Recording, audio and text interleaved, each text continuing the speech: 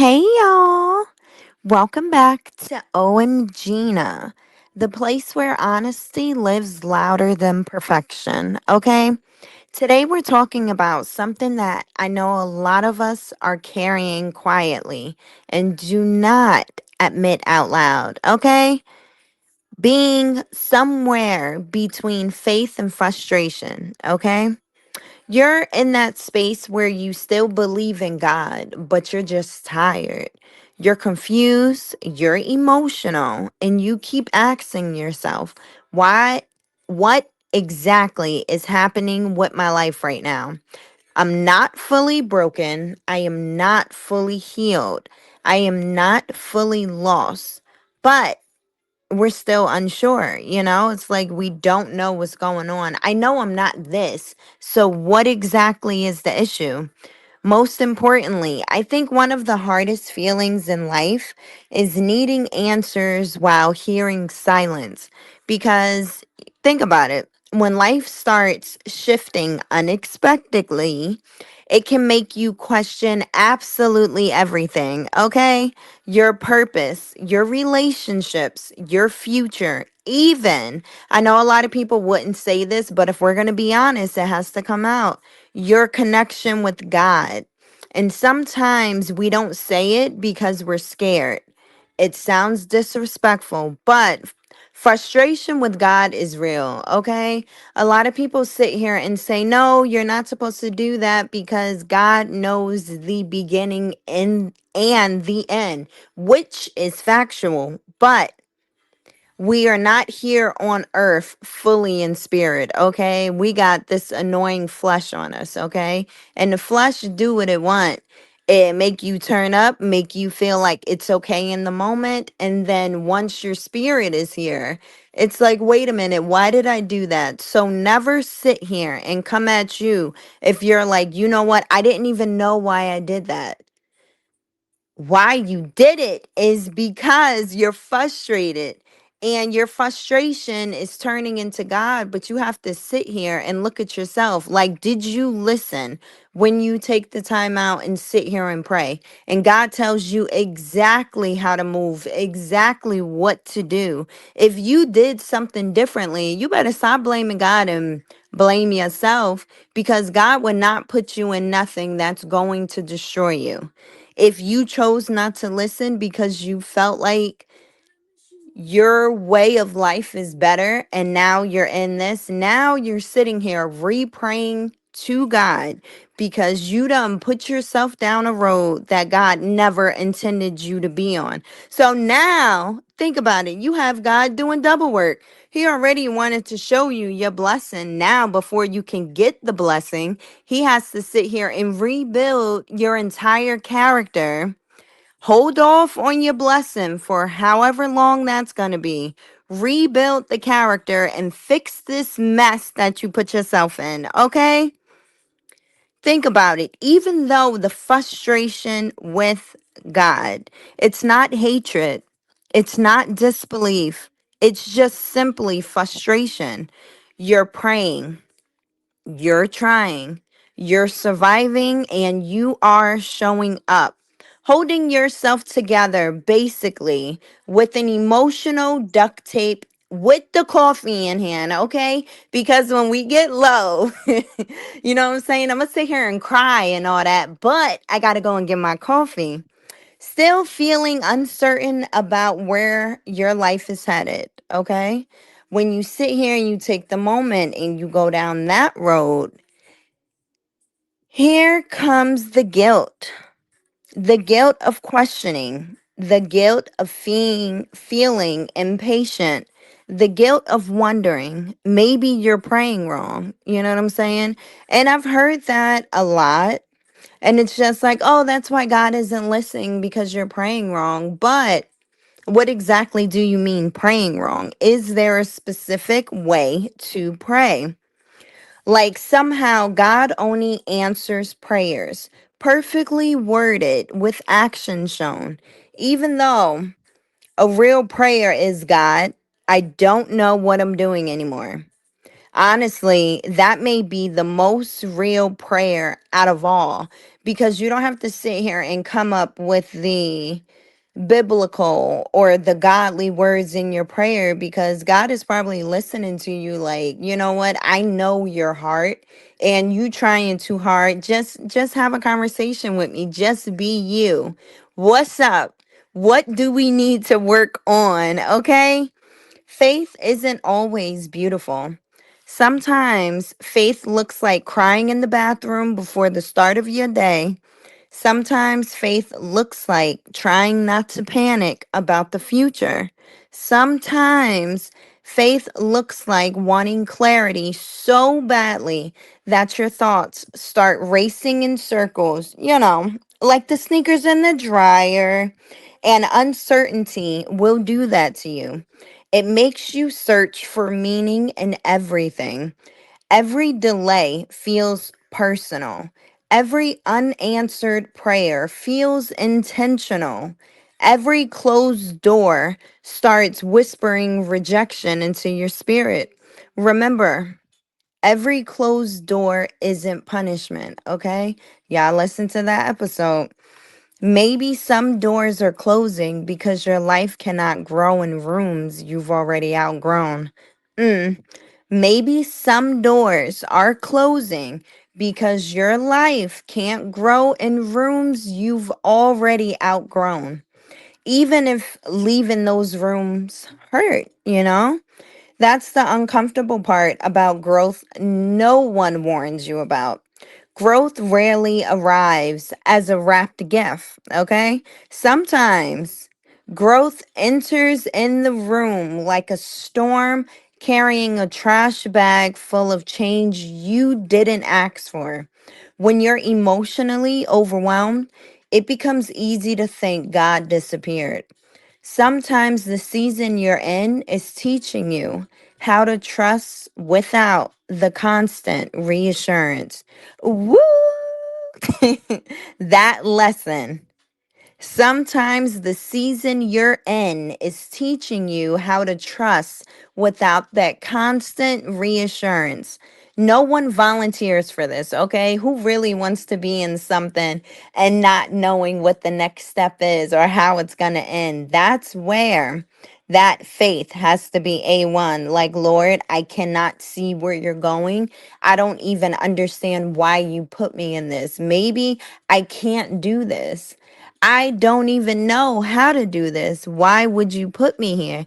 Don't let that flesh take over. God wouldn't put you in something if He knew you were not capable of doing so. When you come across situations or promotion, anything, and you're just like, you know what? I'm getting a little fearful. You have all right to say that, but after you say that, take the time out to sit here and pray about it before you make a move.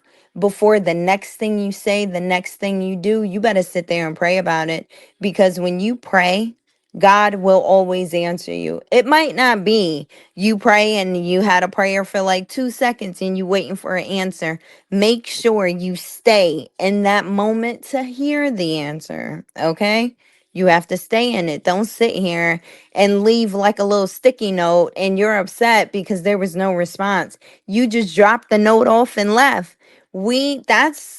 I'm not even just telling y'all this. I have to work on that as well.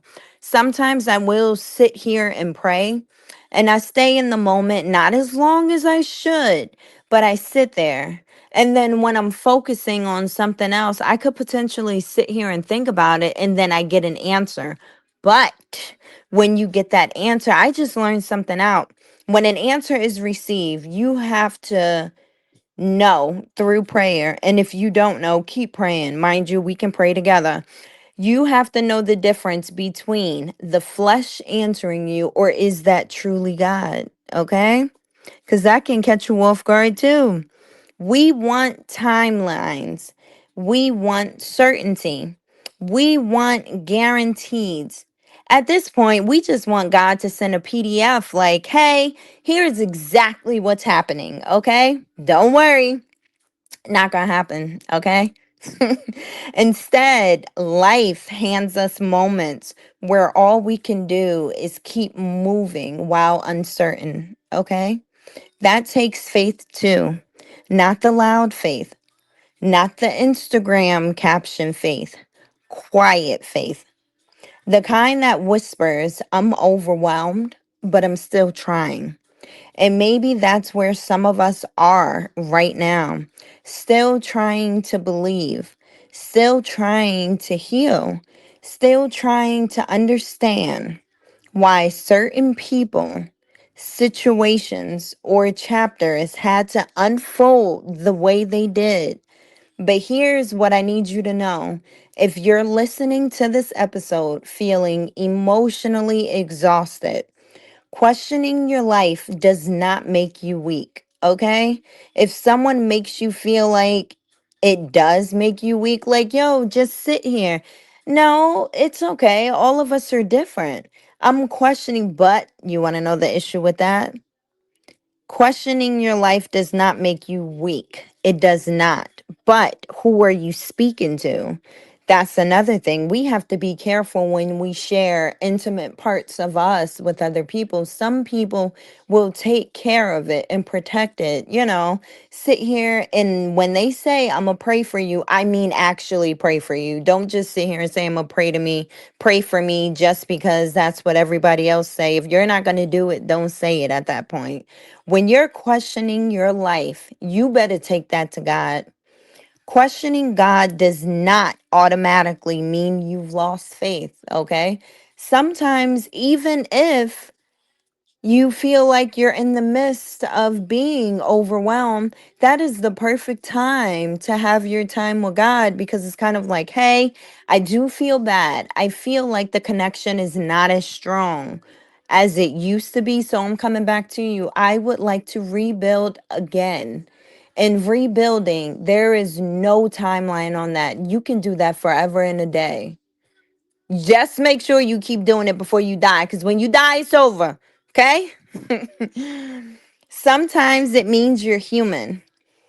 Even spirituality, strong people get tired, okay? So don't sit here and be like, but wait, you're in connection with God. You shouldn't be. No, all of us are out here human, okay? Some people could have a stronger connection 24/7, but to those, myself included, that I feel like it's not a strong connection to 24/7, that means keep doing it. Be more active. Stay. Spend more time with God, and you will be. Even faithful people get confused, okay? Even hopeful people have moments where they stare at the ceiling, wondering if life will ever feel clear again. Okay. This one might be about me. Even hopeful people have moments where they stare at the ceiling, wondering if life will ever feel clear again. Come on now. You know it's not just me. You could be in a situation where everything makes sense, everything's going according to plan, and I'm like, wow, this is great. All I had to do is put more work in and this and that. You know what I came across? When you sit here and you put yourself in front of God and say, I did that, this worked out because of me.